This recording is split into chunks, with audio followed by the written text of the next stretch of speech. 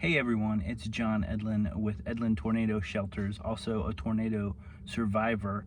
Today I'm coming to you from kind of like a soundproof booth from Kansas City and their switch yards, kind of collab area office that is actually really cool. So there may be more videos coming from this sound booth here in the future, but my goal in all of these videos is to make sure that you feel prepared for a tornado and also for after tornado, and then also really helping you understand what a tornado survivor might have gone through if you knew somebody who was hit by a tornado. And I think that's really important.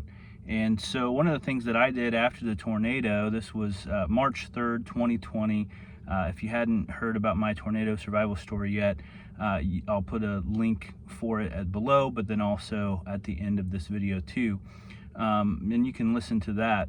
But after the tornado, some people tried to help, tried to come alongside of me and help, and it did more harm than good, honestly, sometimes. And I was thinking about that, like, why would that be? These are people that I really love, and I know they weren't trying to make it harder on me, but it was. And I think it was just because they didn't understand what I had gone through. They were trying to be kind, but in the way that they were talking and the way they were saying things, it made it more stressful for me, and it also just caused kind of some pain afterwards as well. So I don't want you to be that person after somebody's gone through a traumatic experience, through severe weather or something like that.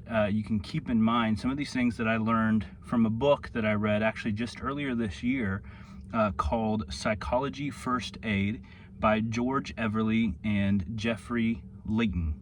And I just wanted to share with you the 5 things that they talk about. So psychology first aid is like first aid, right? It's what they're teaching responders how to take care of a trauma patient, somebody who's been through something traumatic, and what to do when you see somebody who's gone through some trauma. There's some things that you just like administering first aid to somebody who's cut and who's bleeding. Like, you're gonna have these steps of disinfecting the wound and putting on the gauze and then wrapping it tightly, all those different things that you learn about applying first aid to somebody who's been physically hurt.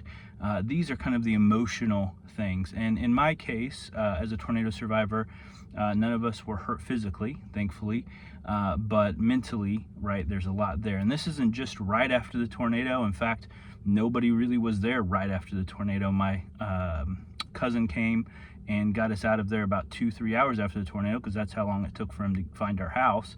And he did a great job, I think, with all of these. But then afterwards, when we're cleaning up, and just even when I would go to work, or when I would be talking to somebody on the phone or a text or those types of things, that's where I think you could utilize this psychology first aid in order to help somebody who's been through trauma experience, like what to text them, how to help them clean up the site. Our house was completely demolished, and we're grateful for the help.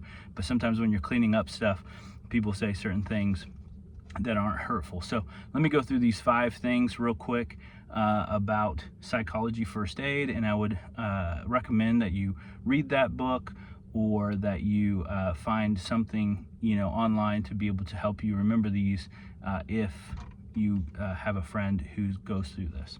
So first thing is that when you arrive on the scene, so say somebody's house has just been torn apart by a tornado, you arrive on the scene, you want to be able to look for basic needs. So is this person, like we talked about, being cut? Is this person in any kind of physical danger, right? So you assess that. Obviously, that's the first thing to take care of. But assuming that there's no injuries or anything like that, then you want to listen to them, right? Let's just listen. Because a lot of times we have a tendency to show up and say, oh my gosh, I can't believe this happened. You're going to be okay. And just start talk. I'm definitely that way. I love to talk. And so, it's best just to listen and just say, wow, like, are you okay? And those types of things. Tell me what happened. right, that kind of thing. And so one, they can tell you what happened, then it kind of starts to release them from that trauma that's building up. You don't want to push it, but you also just want to allow them a safe space to say whatever's on their mind. And sometimes it's just kind of standing there and be like, wow, I'm so sorry you're going through this. And they may say, yeah, that was our house for 5 years. That was the house that we raised our kids in, and that was the house that, all this, and just kind of be able to process and talk. And I think that's really important. Then you want to comfort them and say, yeah, that is really hard. I'm so sorry you're going through that, right? Don't make any false promises of saying, well, things will get better, or we'll build it back better than it ever was, or this won't take very long to rebuild, or something like that. Some false promises, that's not helpful. But just to comfort them and say, yeah, I'm so sorry you're going through that. We're here to be alongside of you. No false promises, but just a promise that you're going to be there to help them through it. Then you want to connect with them, right? So you want to be able to say, let's keep connected through text or phone, or that kind of thing. Is it okay if I check in tomorrow and just see how you're doing, right? Keep connected with them. Don't put it on them. Say, text me if you need anything, right? Say, is it okay if I text you tomorrow? There's no pressure to text back, but I just want to keep you in mind and make sure you're okay, and let them say okay, and then you want to protect them from anything that would be hurtful, as far as if sometimes it can be a very dark time, and so you want to make sure that they're not going to go do something that would be harmful to them. Certain situations that are very serious where they might do some things to harm themselves. So just make sure that they're protected, and in that you can give them hope. Again, not a false hope, but a hope that, hey, you know what, you have people who are coming around you. I'm here for you. There is hope. This you will get through this, and I know it will be hard, but just be open, be honest, be vulnerable. Don't try to say, well, this reminds me of a time when my family got hit by a tornado when we were on vacation.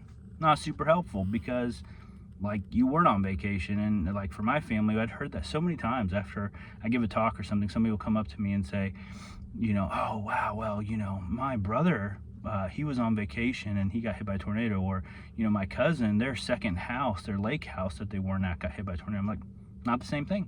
Doesn't really help, because how many times I wish that we would have been on vacation that night that the tornado hit. Do you know how many times I wish that would have been our second home, right? Not helpful. And so sometimes when we try to connect in that way, it actually does more harm than good. And you don't have to have all the answers. You don't have to say the exact right thing. A lot of it, again, is going to be listening, right? Comforting, giving them hope, real hope, and that you're there with them, that you'll text them, you'll check in with them. Don't give them extra stuff to do. Don't make them feel bad because they don't know exactly what you should do. My brain was so frazzled, and I was in so much shock that even 2, 3, 4 days after the tornado, people would show up and be like, what do you need me to do? And I'm like, I don't know. And some of them will be offended by that. And I'm sorry, but my brain was not functioning. My executive functioning was not functioning. You know what I mean? So that, and that's okay. And so just understand that's what people are going through. It's a different kind of mindset after a traumatic situation like this. So I always want you to be prepared for a tornado. I also want you to be prepared for after a tornado. I want you to be prepared for if a family or a friend goes through a tornado, and how to help them. And so that's what I'm doing right now, right? Be the hero, make a plan. You've got this. Check out the other videos. Have a great day.